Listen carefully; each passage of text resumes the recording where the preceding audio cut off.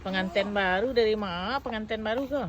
Itulah. Kan yang di rumah-rumahnya itu Bah? main pebus teh doang.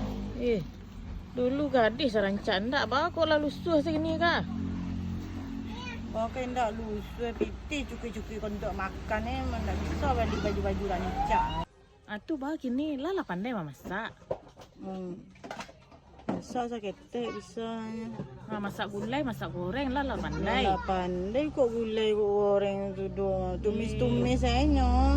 Sami, sak talu. Itu nyuci piring lah pandai. Nyuci piring, nyuci baju. Aku kok laki nak bawa pakaian rancaknya tu basi setrika bagaimana. Pandai. Alin juga pandai lah dah. Iyalah. Itulah Bu Pi. Kami biasa sanang dulu kok makan tinggal aduk, kok nak mencuci baju tinggal beres dan cucian di ama dulu. Kini yo penganawa kok dapat laki kayu. Kira laki tu dari nol lu anaknya laki ganteng dulu.